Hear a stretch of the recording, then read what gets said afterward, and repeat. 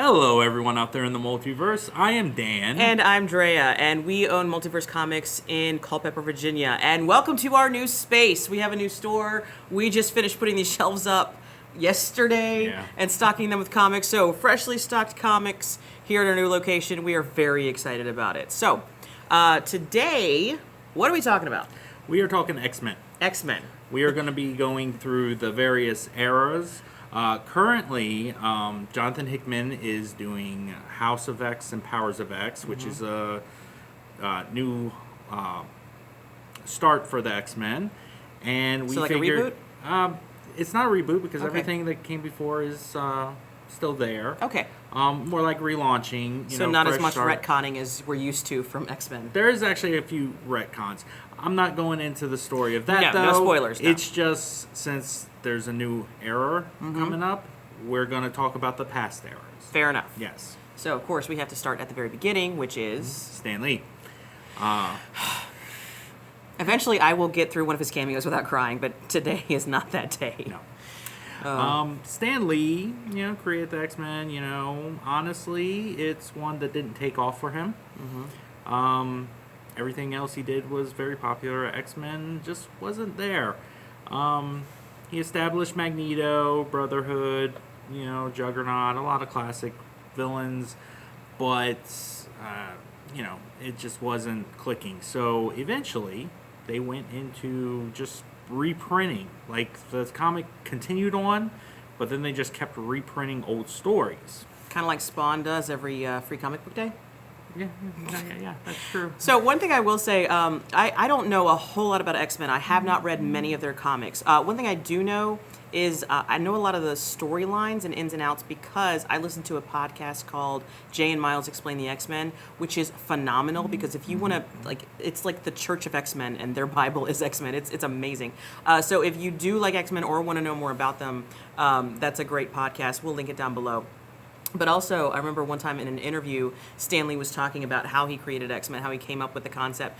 And he basically said, well, we got lazy. There's only so many radioactive spiders out there and so many gamma rays. Yeah. So you have to do something. So, hey, it's a mutation. Now everyone can be an X-Men. Everyone can be a superhero. Yeah, exactly. Which, at the very heart of it, that's kind of Stan Lee's philosophy anyway. Yeah, very true.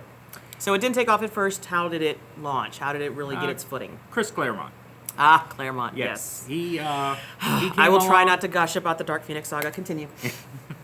That was, he came along and he started writing new stories. Right. And, always important. Yeah, exactly.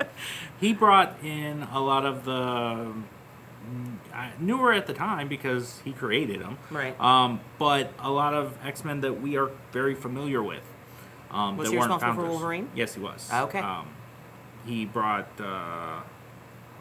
did he create Wolverine? I can't remember. I should know this. You should. But Wolverine first appeared in Incredible Hulk. Feel free to fill out a comment as to whether or not Dan is correct right now, because we're not going to stop and look it up. I don't think he created... We're not those type of YouTubers. Yeah, we're not doing that right now. We will figure it out and tell you later. Let's continue. Anyway, point is, he created a lot of well-known characters that had not existed previously. Storm, Nightcrawler, Colossus... good ones. They're some of my favorites. Yeah, exactly. The ones that are pretty much everyone's favorites, and so... Storm was not my favorite when I saw the movie, but she has become my favorite since reading the comics. Halle Berry wasn't that great, honestly. She is good. She's great. Not as Storm. Yeah, no. But moving on. We love you, Halle Berry. His era of X-Men is the ones that we think of when we think of X-Men. Okay. He is the classic stories, and his era started in the 70s and went all the way until 2000, really. Wow, really? Yeah. 30 years of writing? I mean, that's not necessarily him writing, but people building his on influence. Yes, his influence. Okay. Still, wow. And that's why his is the classic. The X-Men animated series was based on his stuff. Which has a great theme song. Yeah. It's one of the best. You think X-Men, you think of that theme song. Yeah, exactly. And then the next one that did a complete overhaul would be Morrison. Grant Morrison, yes. Grant Morrison. Yes. Well, did he ruin them? No, he did not ruin. Okay. No. I'm not saying he would. I'm just saying, like, it's sometimes 50-50. You love him or hate him. You do. There's You no do. in between. There's no one that, hey, he's all He's right. okay. No, I love him, honestly. Like, he's Yeah. crazy enough. I love him. Sure. Yeah. He brought in, there was one big influence from the movies, actually opening Xavier's as an actual school. Right. Not just the team of X-Men as students, but like having actually a student body. Right. He got that from the movies, but everything else, he brought his brand of weird to the X-Men. Which is a perfect venue for it. I mean, X-Men are just weird anyway. Yeah, They're exactly. They're They the should fringe be. characters. Yeah, they need to be a little weird. They're the fringe characters. They should be. But before Grant came along, he really didn't have that. I mean, you had someone like Nightcrawler, but he's not the weird that Morrison went to. Right. Now, correct me if I'm wrong, but I think that I read one of Morrison's first ones, and I'm blanking on what it was called, but I remember for Evolution. Yes, and I remember you saying, okay, there's this one character, and it's going to be a little weird, but you got to remember it's Grant Morrison, and then I was okay with it because Yeah, Grant exactly. It's Morrison. Yeah. His era went on for about 4 years. Okay. I mean, well, yes and no. It's kind of because like there are still influences today that's from him, but Welcome to the convoluted part of our video. yeah, exactly. Yeah. There's no real good answer to that. Yes, he's influential, but no, he's not. But yeah, he is. But okay. Because a lot of the stuff he changed is still going on today and still coming to fruition today. Okay, And, so his legacy's still there. yeah, his Fair legacy is still there, but his era basically went on for about 4 years. Okay. He basically took the X-Men and, gave them school uniforms. So it's not like they were superheroes anymore. They were, More relatable? Beast, even in, I think it was the first issue of Morrison, was like, I never knew why Xavier, dressed us as superheroes because we're not. Wow. Yeah, Yikes! That's a statement. Or it might have been Cyclops. I am blanking on this. I should know this better. It's okay. A character said that. You're allowed to be human. It's fine. Yeah. So wait. So Grant Morrison put that in his first issue? I believe it was the first issue because that was when they had the new uniforms, and so Wow. it was just, Like yeah.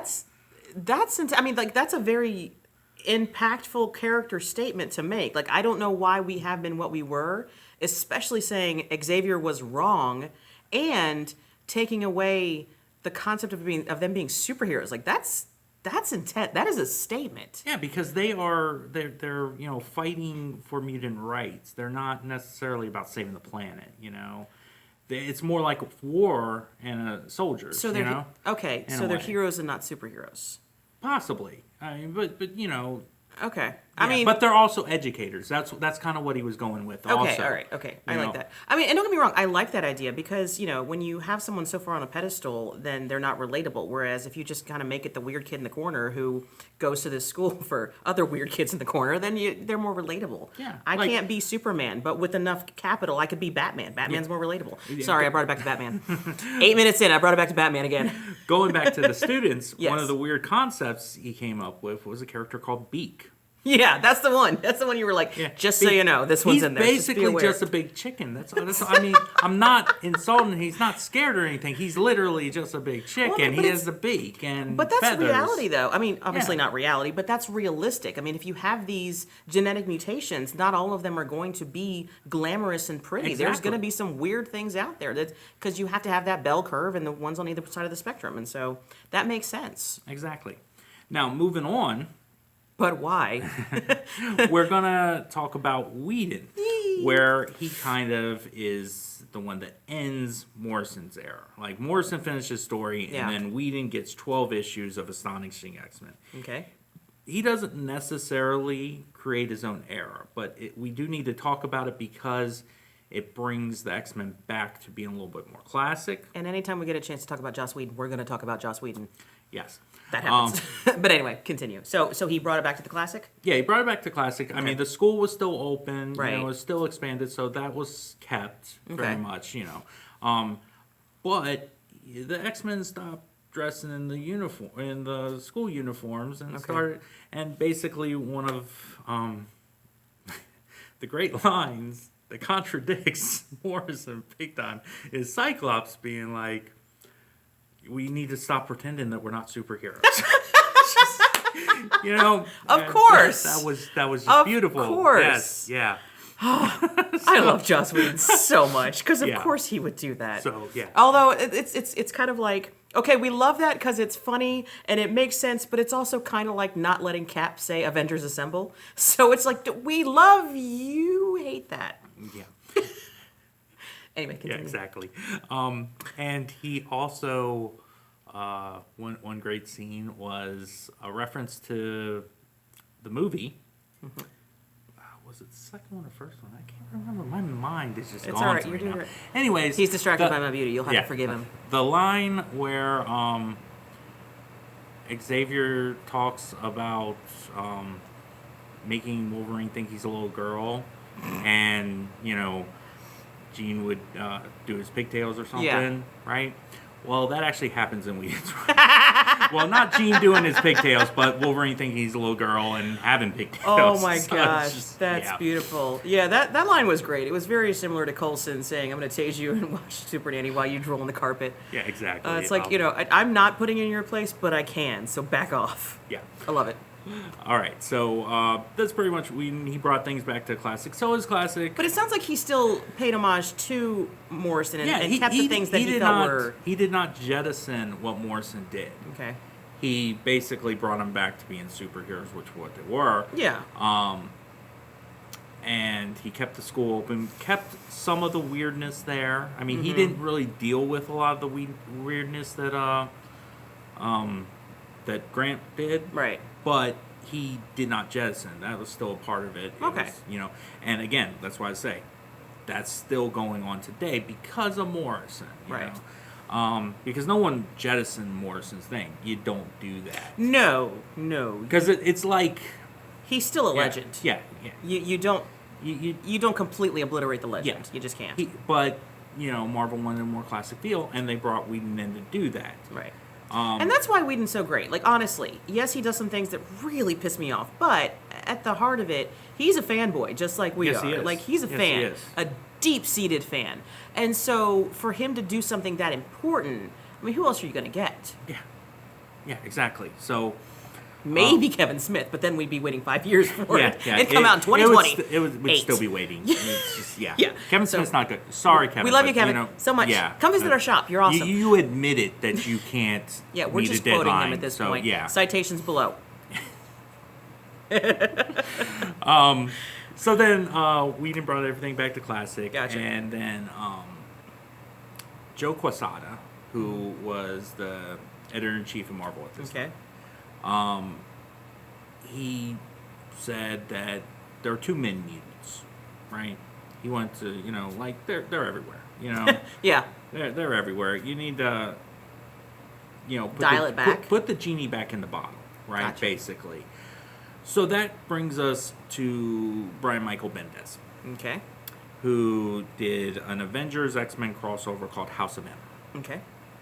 And that's the current thing happening now? No. Oh, no. Okay. No. House of X is what's currently going on. Cool. Yeah. House of M Right. was... In my defense, you've been talking about them simultaneously, and now I see why. They're leading into each other. Okay. Yeah, exactly. Sorry. House of M is the Scarlet Witch having a meltdown. She is influenced to create basically an alternate reality where her father's in charge, Magneto. Yeah. I Which mean, is she was kind of House due of for M, that. Right, right? yeah. Yeah. Makes sense. House of Magnus. And throughout the story, you find out it was actually her brother that was influencing her to create this world. Because they have a weird relationship. Yeah.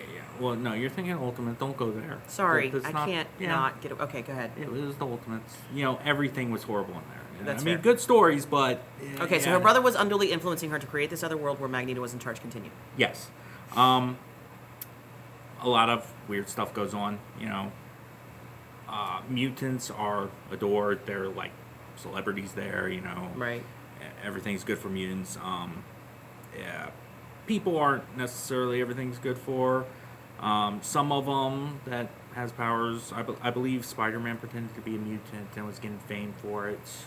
Uncle like Ben something. was his manager. So it's just, I think. All right, I'll allow it. Yeah. Anyway. Yeah, so by the end of the story, they bring everything back to the way things were. Okay. And Scarlet Witch does stuff for certain characters. The one that's sticking out in my mind, for Wolverine, she brings back his entire memory of his entire life. Wouldn't that, like, cripple him mentally? His healing factor, I think, played a part in allowing Like, it would him... have to. Yeah, I think his healing factor played a part in... So he's not, comatose or something. Yeah, from something okay. like that. Yeah, that would be devastating. That's the one I really remember that Right. because, there were stories that came out of that, about delving into his origin because now he remembers it. Yeah, but geez, be careful what you wish for. Anyway, continue. But the big thing, the genie back in the bottle thing was she said no more mutants. Does that mean the ones that are existing disappear or that no more are created? That means that people lose their powers. Oh, wow. Yeah. Which means that some of the mutants would automatically die because their powers are keeping them alive. That's true. There were stories that were told about how some of the mutants did die. How did she take that? Did she realize that she was responsible for so many deaths? Not necessarily. I mean, again, she was like fractured from reality Fair herself. enough. Yeah. Okay. But she realized, mutants were causing problems, or in her mind they were. So she was like, no more mutants. Now, not all mutants lost their powers. Okay. Some retained them. Now, before we get too deep into this, let's continue bringing it on to how this leads into House of X. Okay, but there's still time before that. Cool. Continue. Yeah. So yeah, there's no more mutants. No more mutants. She, I think it brings the mutant population down to 199. I think that's the number that was given. Okay. Was there significance in that number? Not really. As far as I know, no. So put some numbers on a dartboard and throw the darts. There it is, 199. That's how many we have left. But this is like, thousands and thousands down to 199. Jeez. Wow. Yeah. That's significant. Yeah. It's a significant thing. So I have to read this now is what you're telling me. Like, this is not optional. The story itself isn't great. I mean, it's not bad. Don't get me wrong. Not bad. But it's not a must-read. You know the outcome. It's Fair the enough. stories that followed it. Okay. And so... For a while, that was the status quo. Very few mutants. I mean, they're going from the next stage to evolution to be on the verge of extinction. Right, because no more are going to be born either. Yeah, exactly. Okay. Wow. Until, I guess it was about 10 years later. They did... Is this 10 years our time or their time? Our time. Okay. Our time. Our time, wow. Yeah. Their time, 10 years, we probably haven't seen yet. Fair enough. Yeah. Yeah, they did a big X-Men crossover called Messiah Complex. Okay. Where the first mutant was born since House of M. Okay. Right? And this is a big thing. Did they start looking for midichlorians? No. But everyone was after this child. Of course, yeah. And two big outcomes are Cable wanted to, protect the child. Right. Bishop wanted to kill the child. Of course, yeah. Because there were two possible future outcomes. One was she was going to bring in, a really good positive future. The other one was going to be Bishop's future, and Bishop hated his future. Gotcha, right, yeah. I mean, that's understandable. So at this point, Bishop becomes a villain, because he stops at anything to want to kill this child. Except he's the hero of his own story because he's trying to prevent this future that he knows exists that he can't convince anybody else of. That makes that's perfect villain. Exactly. And Cable takes the child through time in the future, through future time, so not history. Okay. And raises the child. Right. And that's who becomes Hope Summers. Okay. Which has a power similar to Rogue's, but she can control it. Gotcha. Okay. So she can give hugs, because that's my saddest thing about Rogue, is that she can't give hugs. Yeah. And so yeah, that's that. so mutants can come about yet, and during this time, some mutants that lost their powers get their powers back, and so we're not really, so House of M wasn't really the end of mutants. Gotcha. So it's like, oh, we made a mistake. Let's just kind of sneak him back in the back door. Oh, look, he has his powers again. Ha! Don't worry about why. Just enjoy the story.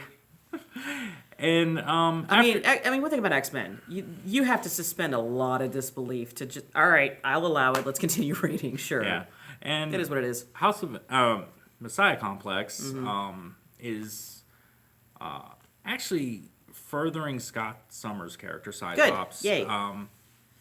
In a direction that Morrison basically began him in. Like back in 2000, he began this a darker Cyclops. Right, and so now we're kind of seeing that. Messiah, I mean, he's fighting for what he believes is right, you know, but he's taking a more Magneto approach to it than Xavier.